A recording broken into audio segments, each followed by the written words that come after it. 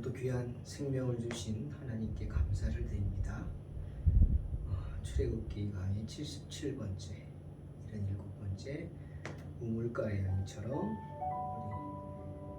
우리 찬양하면서 시작하겠습니다.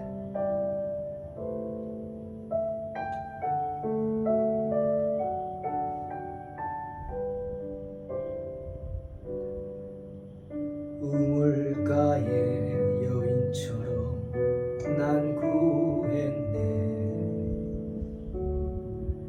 헛되고 헛된 것들 그때 주님 하신 말씀 내 세매와 생수를 마셔라. 오 주님 채우소서. 나의 잔을 높이 듭니다. 하늘 양식 내게 채워주소서. 넘치도록 채워주소서. 많고 많은 사람들이 찾았었네. 헛되고 헛된 것들을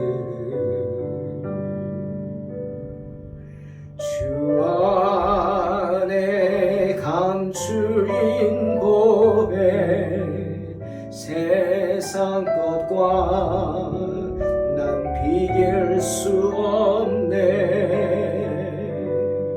오 주님 채우소서. 나의 산을 높이 듭니다. 하늘 양식 내게 채워주소서. 넘치도록 채워주소서. 내 친구여 거기서 돌아오라. 내 주의 넓은 품으로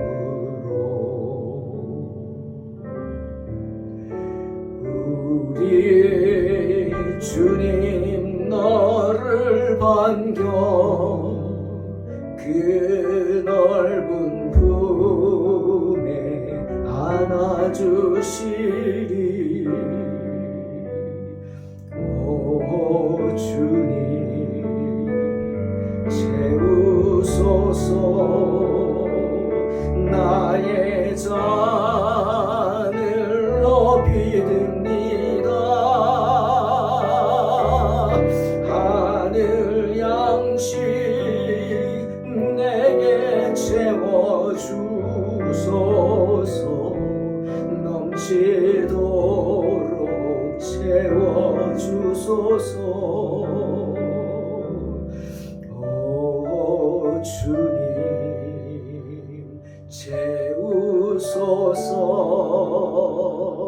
나의 잔을 높이 듭니다. 하늘 양식 내게 채워주소서. 넘치도록 채워주소서. 넘치도록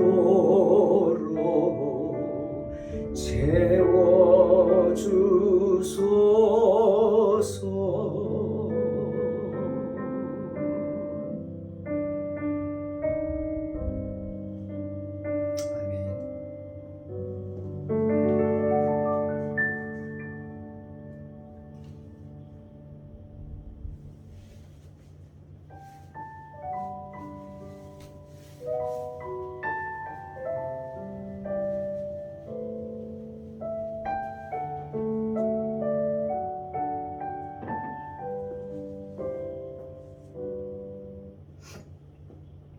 출애굽기 21장 22절로 36절 공독합니다.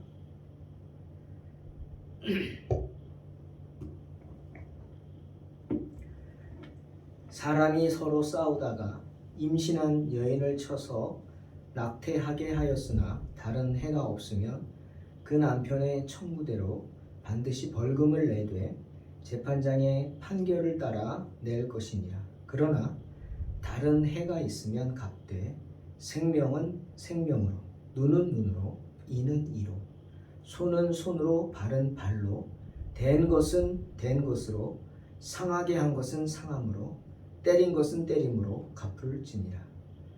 사람이 그 남종의 한 눈이나 여종의 한 눈을 쳐서 상하게 하면 그 눈에 대한 보상으로 그를 놓아줄 것이며, 그 남종의 이나 여종의 이를 쳐서 빠뜨리면 그 이에 대한 보상으로 그를 놓아줄지니라.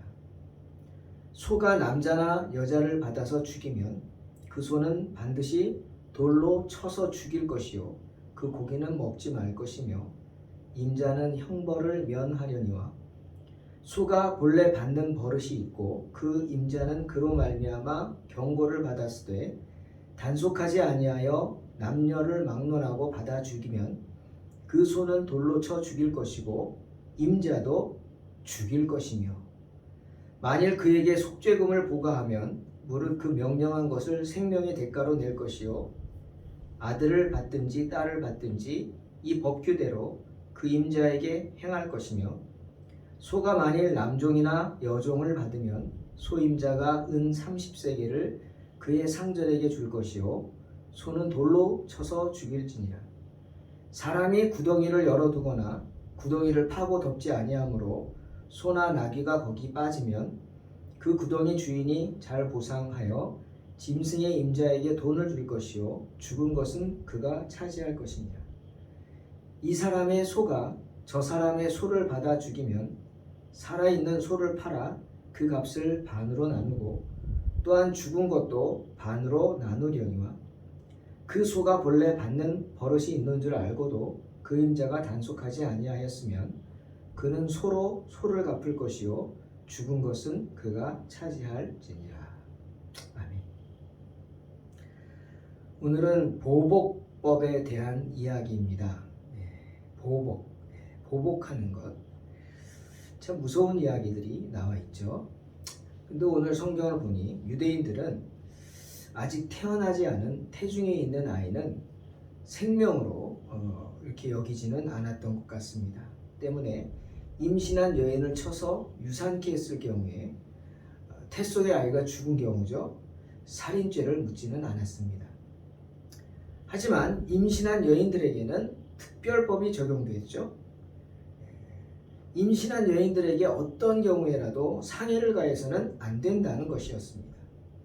하지만 만일 상해를 가해 유산케 했다면 출애굽기 21장 24절 말씀이죠.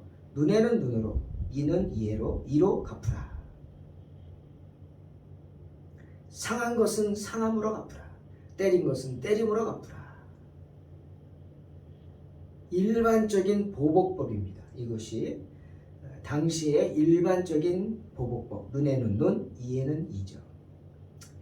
주님도 마태복음 5장 38절에서 이것이 그 당시 일반적인 보복법이었음을 말씀하고 계십니다. 하지만 이 보복법의 집행이 개인에 의해서 사사로이 이루어지는 것은 아닙니다. 그렇게 해서는 안 되었습니다. 반드시 보복법, 일반적인 보복법이 이루어져도 상해를 가하는 자들에게 똑같이 눈에는 눈으로 갚는 그 일반적인 보복법, 개인이 그렇게 보복하지 말라. 꼭 법으로 하라. 당시 재판관들이 할 수 있게 하라. 하지만 주님은 어떻게 했어요? 용서해 주라고 또 하셨죠. 마태복음 5장의 말씀입니다. 38, 39절. 또 눈은 눈으로 이는 이로 갚으라 하였다는 것을 너희가 들었으나 나는 너희에게 이르노니 악한 자를 대적하지 말라. 누구든지 내 오른뺨을 치거든 왼편도 돌려대며. 하지만 일반적인 보복법, 즉 눈에는 눈으로 갚는, 이에는 이로 갚는 이런 일반적인 보복법이 당시에 하나님의 섭리 가운데 존재하고 있었다는 사실을 주님도 말씀하시는 겁니다. 하나님께서는 이런 방법을 사용하셨습니다. 그래서 상대방이 저지른 죄에 상응하는 형벌을 내리도록 하셨습니다. 이사야가 말합니다. 33장 1절에 너 학대를 당하지 아니하고도 학대하며 속이고도 속임을 당하지 아니하는 자여 화 있을진저 내가 학대하기를 그치면 내가 학대를 당할 것이며 내가 속이기를 그치면 사람이 너를 속이리라 말합니다. 즉 뿌린 대로 거둔다는 겁니다. 내가 저지른 죄악 그대로 네가 돌려받게 될 것이다 말씀하십니다. 내 침략질이 끝나고 내가 침략 당할 날이 올 것이고 내 노략질이 끝나면 내가 노략 당할 날이 반드시 올 것이다 라는 말씀이죠. 주님도 말씀하신 대로입니다.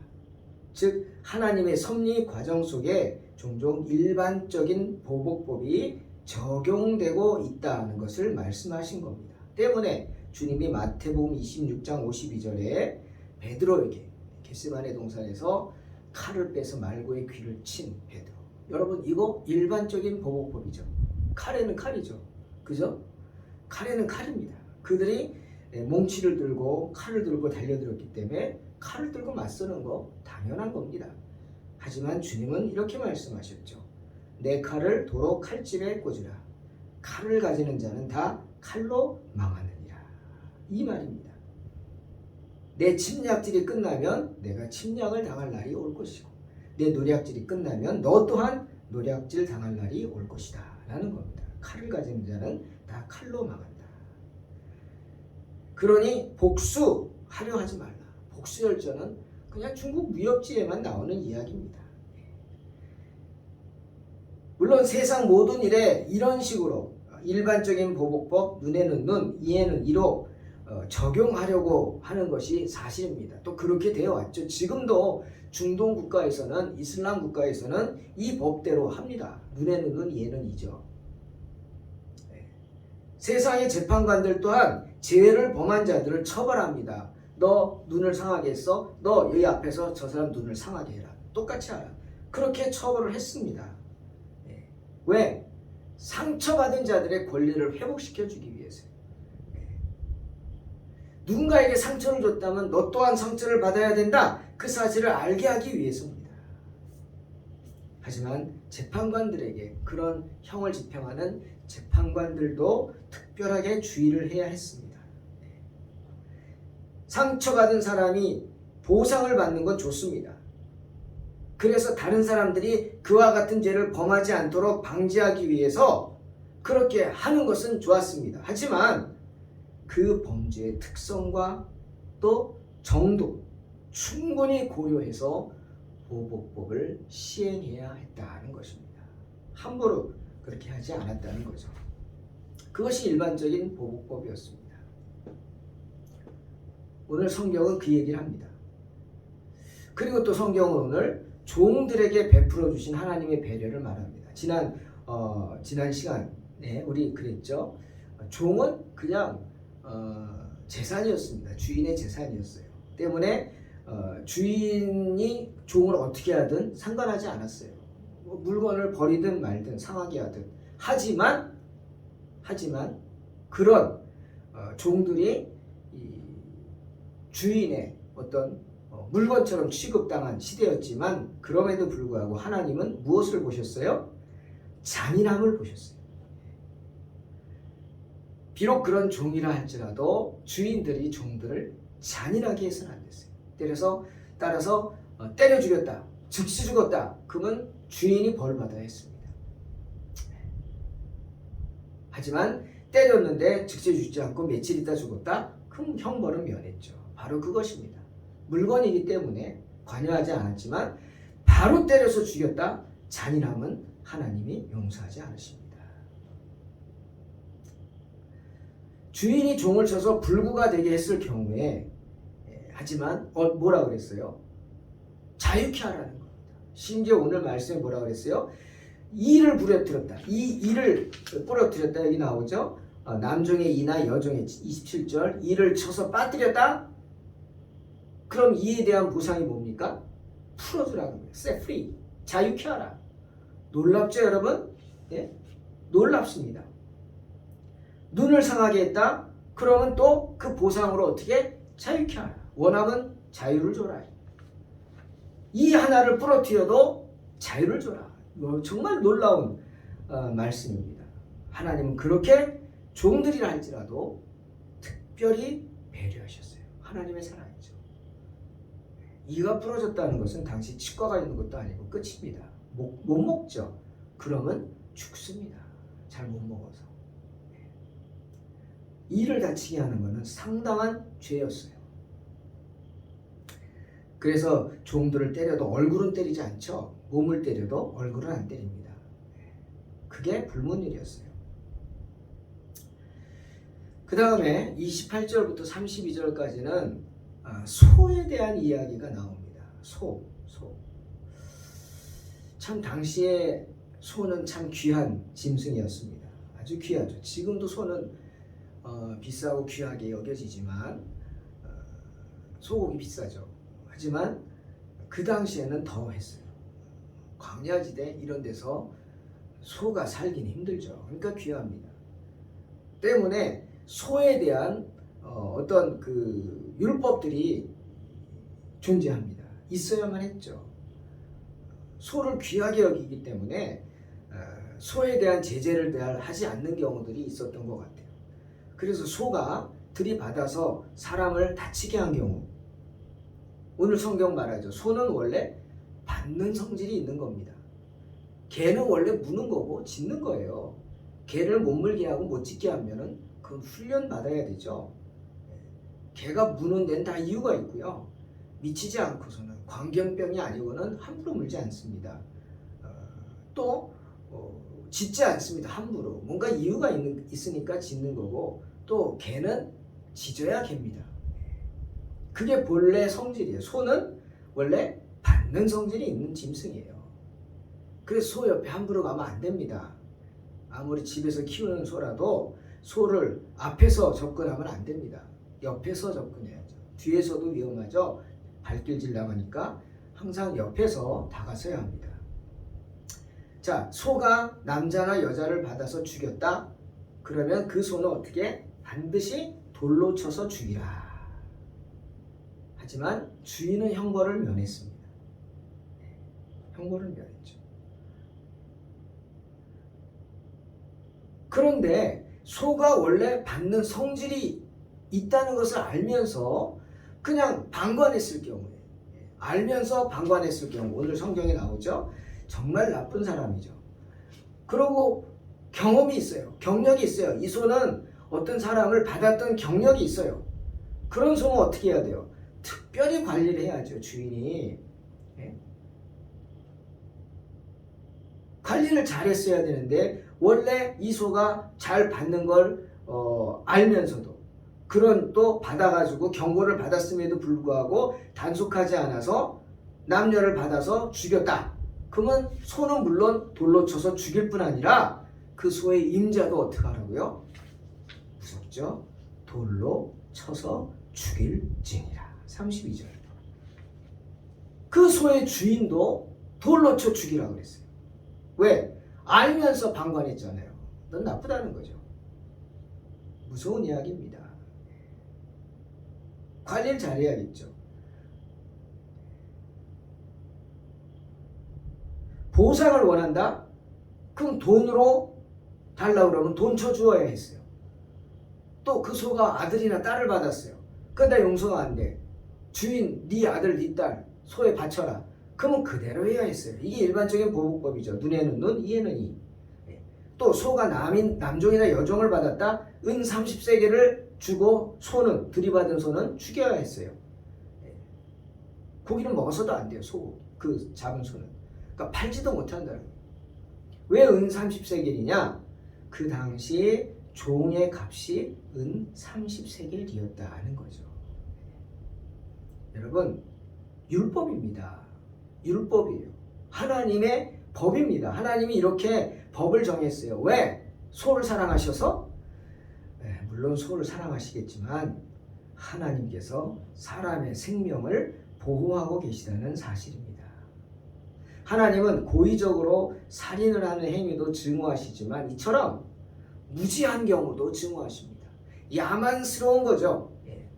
무지하고 정말 같이 살아가는 사람이 교양이 없어요. 무례해요. 왜 그렇죠? 자기만 생각하니까 무책임한 행동, 함께하는 세상 가운데 무책임한 행동 안 된다는 거예요. 하나님이 이런 율법을 정하신 분명한 이유가 있어요. 사람이 소유하고 있는 가축 가운데 그 어떤 가축도 사람에게 부상을 입히지 못하게 하려고 하시는 하나님의 마음, 그렇게 사람들에게 주의를 주려고 하시는 하나님의 마음, 그 마음이 담겨져 있는 율법이다.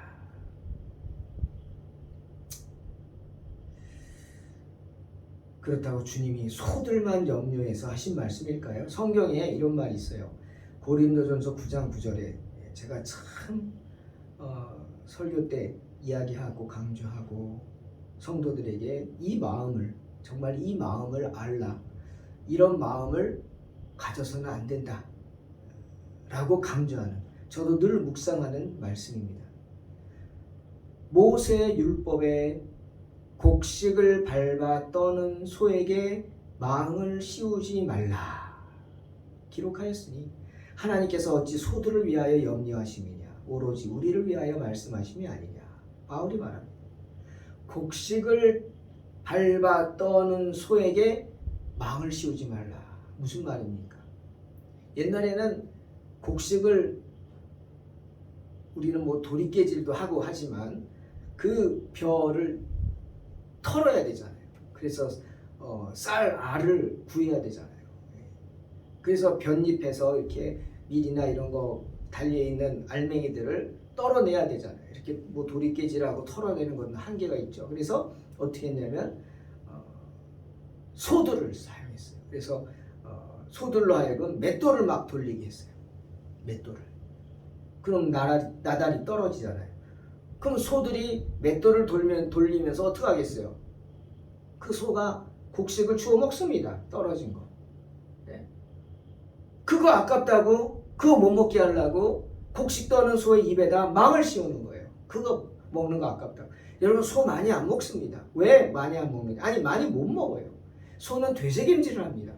그러니까 먹은 거를 집어넣고 꺼내서 되새김질 해야 돼요. 그래서 소는 가만히 안 있죠. 계속 되새김질 하죠. 먹은 거 되새김질해요.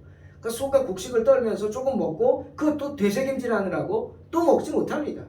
조금 먹는 거예요. 근데 그거가 아까워가지고 곡식 떠는 소의 입에 망을 씌워버려요. 정말 악하죠. 나쁘죠. 먹지 못하게 하는 거예요. 일하는 자는 먹여야 되잖아요. 성경에 뭐 일을 하지도 않으면 먹지도 말라 그랬죠. 그 말을 거꾸로 하면 일하는 자에게 먹을 것을 줘야 하는 겁니다. 먹이면서 일해야 되는 거예요. 그게 하나님의 말씀이에요. 네? 일한 자가 싹쓸 받는 건 당연하다. 이게 성경의 논리예요. 일을 시켰으면 돈을 줘야 돼요. 싹쓸 줘야 돼요. 그때 먹으면 큰 죄입니다. 그런데 그거 아깝다고 입에다 망을 씌워요. 참 잔인한 마음이죠. 또 있어요. 출애굽기 23장 19절 이제 나중에 나옵니다. 너는 염소 새끼를 그 어미 젖으로 삼지 말라. 마찬가지. 얼마나 잔인합니까?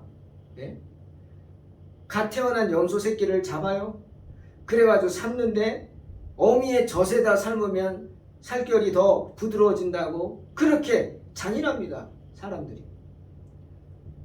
그걸 바라보는 염소는 그 마음이 어땠겠어요? 자기 새끼를 자기 젖으로 삼고 있어요. 사람들이. 참 잔인하죠. 이렇게 이기적이고 악하고 잔인한 마음으로 살지 말라. 주님의 말씀입니다. 소들을 위한 게 아니에요. 염소만을 위한 게 아니에요. 사람을 위한 겁니다. 우리 영혼을 위하는 말씀입니다. 또 소나 다른 가축이 상해를 입는 경우도 나오죠. 만일 소나 다른 가축들이 구덩이에 빠져 죽을 경우 그 구덩이를 열어둔 자는 그 손실을 보상해 주어야 했습니다. 여러분, 일부러 구덩이를 파서 이웃이 미워서 이웃집 소나 가축들이 떨어져 죽게 한다? 그런 사람 있죠? 정말 악한 사람입니다. 하나님이 다 보고 계세요. 정말 악한 사람. 짐승은 무슨 죄가 있어요? 예? 거기에 빠져 죽는 짐승은 무슨 죄가 있냐고요. 그런데 악한 마음을 품고 일부러 구덩이를 파고 열어도 빠져 죽게 만든다? 큰 죄죠. 큰 죄요. 또 소가 싸우다가 한쪽이 다른 쪽을 죽였을 경우 그 가축의 소유자들은 한쪽으로 죽인 소한테 물어내라 그러면 안 돼요. 둘이 싸웠어요. 그럼 똑같이 분담을 해야 돼요. 죽은 놈도 팔아서 나누고 죽인 놈도 죽여야 돼요. 그래서 팔아서 나눠야 돼요. 싸워가지고 한 놈을 죽였다? 둘 다 죽여야 돼요. 여러분 명심하십시오. 이 성경에서 우리가 배울 게 있죠. 저도 그런 경험이 있는데 비슷한 환경에 있는 사람들이 싸워요. 물론 누가 잘했는지 누가 잘못했는지 압니다. 하지만 지도자의 입장에서는 한쪽 편을 들어서는 안 됩니다. 한쪽 편을 들고 싶긴 하겠지만 안 됩니다. 양쪽을 다 버려야 합니다. 여러분 명심하세요. 소 2마리가 싸웠어요. 하나 죽었어요. 그럼 나머지 소도 죽여야 합니다. 한쪽 편만 들면 안 돼요. 양쪽 다. 일방적으로 당했다. 그건 이야기가 다르지만 그렇지 않을 경우는 양쪽 다 벌을 줘야 된다. 잊지 마십시오. 그게 성경의 말씀입니다. 이런 일들이 이스라엘에는 많이 있었대요. 왜냐하면 방목하잖아요. 그리고 야영하잖아요. 광야에 방목하고 야영하니까 서로 이제 밀집되니까 이렇게 불행한 사태들이 종종 일어나서 한쪽 편을 들 수는 없죠. 그래서 이렇게 서로 똑같이 손실을 분담하게 해서 화평케 했다고 합니다. 사랑하는 성도 여러분, 오늘 성경에서 우리는 귀한 말씀을 봅니다. 뭐죠? 마음을 새롭게 해야 해요. 잔인한 마음을 품으면 안 돼요. 짐승이라 할지라도 잔인한 마음을 품어서는 안 됩니다. 바울이 말하죠. 로마서 12장 21절에 악에게 지지 말고 선으로 악을 이기라. 아멘. 사탄은 언제나 우리를 이기적으로 만듭니다. 이기적이게 나만 생각하고 다른 사람들 배려하지 못하게 합니다. 그것이 악한 마음입니다. 때문에 바울은 빌립보서 2장에서 예수님의 마음을 배우라 합니다. 그 마음이 뭐냐? 마음을 같이하여 같은 사랑을 가지고 뜻을 합하며 한 마음을 품어 아무 일에든지 다툼이나 허영으로 하지 말고 오직 겸손한 마음으로 각각 자기보다 남을 낮게 여기고 각각 자기 일을 돌볼 뿐더러 또한 각각 다른 사람들의 일을 돌보아 나의 기쁨을 충만케 하라. 이런 예수 그리스도의 마음을 품고 승리하시기를 주의 이름으로 축원합니다. 기도하겠습니다. 하나님 감사합니다. 어리석은 저희들에게 오늘도 귀한 믿음을 주시고 귀한 은혜를 주셔서 감사합니다. 하나님 항상 주님을 기쁘시게 하는 삶을 살기 원합니다. 나보다 남을 낮게 여기라 하셨습니다. 정말 우리 가운데 나보다 남을 낮게 여기는 그런 마음, 귀한 마음을 품을 수 있는 은혜를 주시옵소서. 특별히 우리에게 정말 악한 마음 거두어 주시옵소서. 잔인한 마음 거두어 주셔서 주님의 자녀답게 맡겨진 인생을 승리하는 삶을 살게 하여 주시옵소서. 예수님의 이름으로 기도하옵나이다. 아멘. 믿음으로 승리하시옵소서.